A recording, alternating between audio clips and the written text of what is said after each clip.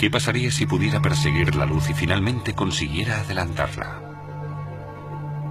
Esa pregunta se la hizo un joven de 17 años en su último año de secundaria.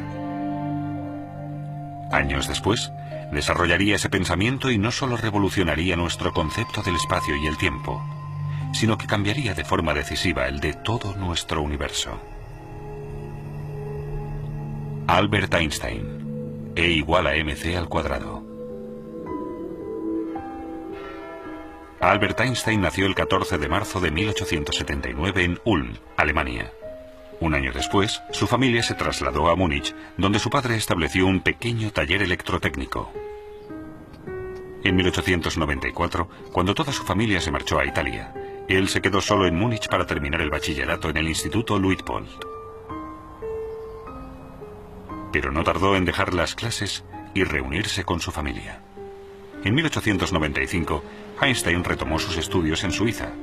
3 años después terminó la carrera de física en la Escuela Politécnica Federal de Zúrich. Tras una larga temporada sin encontrar trabajo, a principios del año 1902, consigue finalmente un puesto de técnico asistente en la Oficina Federal de Patentes de Berna. Ese trabajo le permite, de forma paralela, analizar numerosas cuestiones teóricas sobre física. No pasó mucho tiempo hasta que se reconociera el talento de Einstein. Su primera incursión la hizo en 1905, cuando publicó en los Anales de la Física su artículo sobre la electrodinámica de los cuerpos en movimiento, en el que explicaba el efecto fotoeléctrico. Por esa teoría cuántica recibió en el año 1921 el Premio Nobel de Física. En ese mismo artículo formuló su teoría de la relatividad especial. Esa teoría nació con los análisis que había realizado Einstein sobre la velocidad de la luz. Su planteamiento era muy sencillo. Si nos fuera posible movernos a la velocidad de la luz, podríamos viajar de forma paralela a una onda luminosa, de forma que la luz estaría permanentemente a nuestro lado y la veríamos en reposo. Por tanto, se pueden hacer afirmaciones sobre el movimiento de un cuerpo, si dicho movimiento se observa desde una posición concreta. Todos conocemos ejemplos de ello.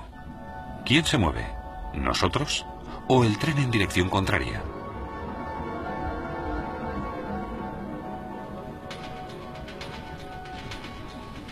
Algo parecido pasa cuando un coche circula, de forma paralela, a la misma velocidad que un tren. Desde el tren, el coche parece estar parado. Según la posición, se percibe bien el movimiento o no.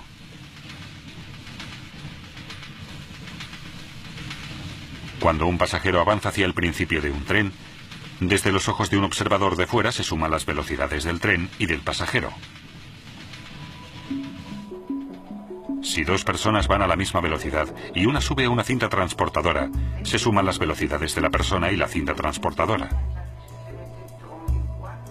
Esto se denomina teorema de adición, por la superposición de las velocidades. Aunque esta explicación nos pueda parecer coherente, presenta un problema con respecto a la velocidad de la luz. La luz tiene siempre la misma velocidad, 300.000 kilómetros por segundo. No se le puede ni sumar ni restar nada, independientemente del lugar de donde proceda la luz. La prueba de esta constante de la velocidad de la luz la lograron en 1887 los físicos Albert Michelson y Edgar Morley. Mostraron con un experimento práctico que la luz siempre tiene la misma velocidad. Esto llevó a Einstein a pensar que la velocidad de la luz no podía variar independientemente del observador o del punto desde el que se observara. La constante de la velocidad de la luz no solo cambió nuestra concepción de la velocidad en sí, sino también la del espacio y el tiempo. Se derrumba la idea de que solo existe un tiempo único y absoluto para todos los sucesos, pues el tiempo depende del observador y de la velocidad a la que éste se mueve.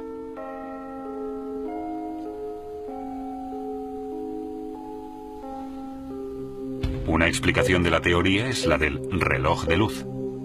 Un reloj de luz consta de 2 espejos situados uno enfrente del otro.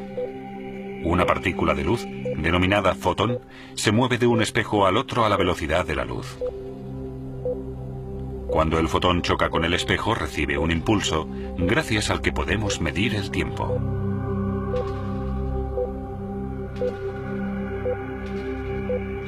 Pero si movemos uno de los relojes de luz a velocidad constante, el fotón, a los ojos de un observador estático, deberá recorrer una diagonal para chocar con el espejo contrario. Como el recorrido es más largo, el fotón ya no puede alcanzar la velocidad de la luz y choca más tarde con el espejo. Lo que significa que ambos relojes marcan tiempos distintos. El reloj de luz en movimiento va, para un observador estático, más despacio. Un experimento demostró este fenómeno en los años 70. Dos relojes atómicos se pusieron exactamente a la misma hora. Uno de ellos se metió en un vuelo regular, mientras que el otro se quedó en tierra. Al final se compararon los dos, y el reloj que fue en el avión se atrasó. Este fenómeno, por el que los relojes en movimiento van más despacio, se ha denominado dilatación del tiempo. Otro experimento de ello es la paradoja de los gemelos.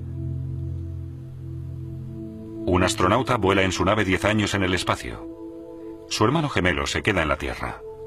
Los dos tienen 30 años.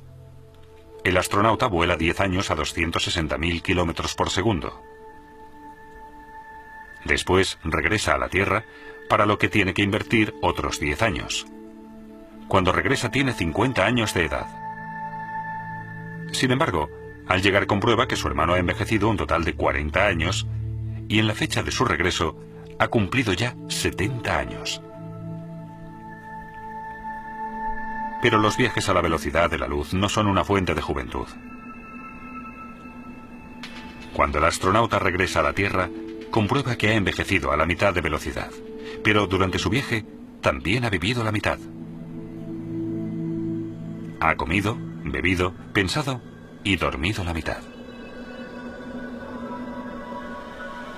En 1959 se demostró, mediante un experimento sobre la aceleración de las partículas realizado con muones en el Centro Europeo de Investigación Nuclear en Suiza, que esos sucesos no solo se dan en un ámbito científico, sino en la vida real. Los muones son partículas de la familia de los electrones. La particularidad que tienen es su corta vida. Solo 10 microsegundos después de formarse se vuelven a dividir. El experimento demostró que si los muones se aceleraban hasta casi la velocidad de la luz, viven 3 veces más. Con la aceleración, su reloj interno se ralentiza realmente con respecto a los muones estáticos.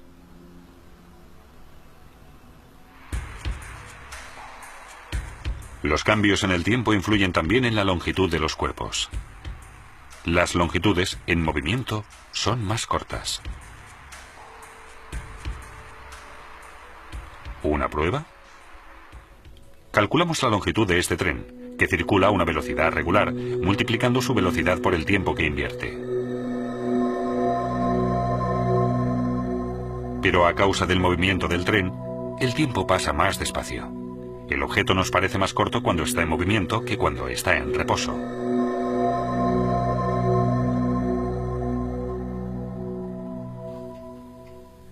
Mediante su teoría de la relatividad especial, Albert Einstein estableció un nuevo concepto del espacio y el tiempo, en el que demuestra que ambas dimensiones, consideradas hasta entonces independientes la una de la otra, son dependientes en realidad.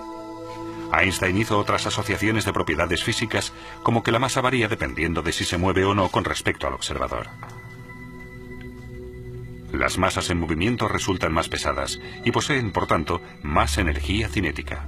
La equivalencia entre la masa y la energía es la fórmula más famosa del mundo, E igual a mc². Como el cuadrado de la velocidad es un valor muy elevado en la fórmula, incluso una masa pequeña, si se mueve a la suficiente velocidad, puede tener una energía peligrosa. Este hecho fue de una enorme importancia para la física del núcleo atómico. Despejó el camino hacia la obtención de energía atómica, pero también para la creación de la bomba atómica.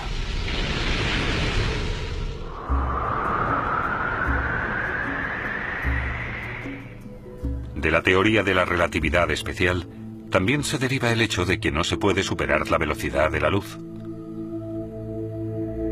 El aumento en la velocidad aumentaría también la energía cinética del cuerpo y con ella la masa. Y lo mucho que cuesta aumentar la velocidad de un cuerpo pesado, lo sabemos todos por experiencia.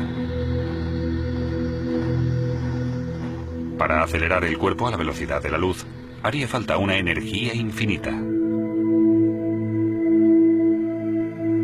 Pero en 1905, todos estos datos solo eran de naturaleza teórica.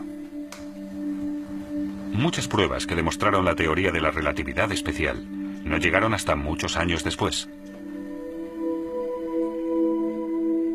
En 1909, Einstein obtuvo un puesto de profesor en Zúrich. Se dedicó entonces al único ámbito de la física que había quedado aparcado en su teoría de la relatividad espacial, la gravedad. En 1913, el físico alemán Max Planck viajó a Zúrich y le ofreció el puesto de director del Instituto de Física Kaiser Wilhelm en Berlín. Einstein no lo dudó un segundo, pues en aquella época Berlín era la meca de la física.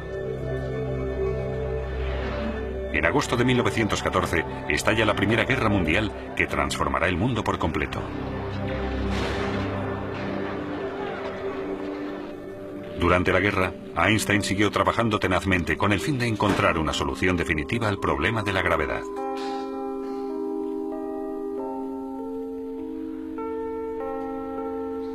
Sus años en Berlín fueron el punto culminante de su carrera científica, pues fue allí donde completó su teoría general de la relatividad. El punto más importante de la teoría fue la afirmación de que la gravedad no solo afectaba a las órbitas de los planetas, sino también a la luz. Según esto, el haz luminoso de un planeta se desviaba tanto al pasar cerca del Sol que su posición se percibía desplazada. Pero el fenómeno solo se podía demostrar en un eclipse total de Sol.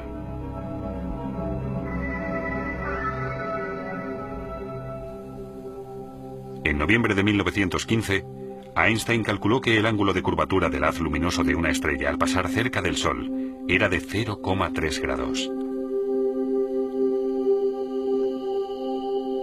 En primavera de 1919, una expedición científica inglesa partió al Atlántico Sur para fotografiar un eclipse de Sol. Y efectivamente, la expedición confirmó los cálculos de Einstein.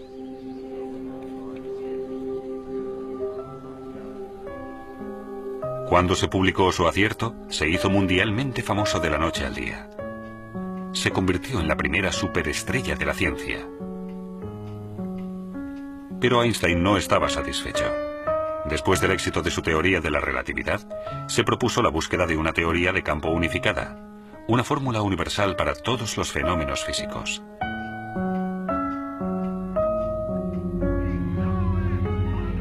Albert Einstein era judío.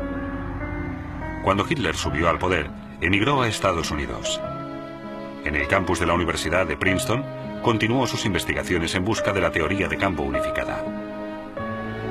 Pero esta vez, su propósito fracasó. Albert Einstein murió el 18 de abril de 1955 en el Hospital Judío de Brooklyn, Nueva York. Ese día, el mundo perdió al físico más importante del siglo XX. El hombre, que con su teoría de la relatividad parecía haber vencido al tiempo, tuvo que doblegarse como un humano más ante el fin de sus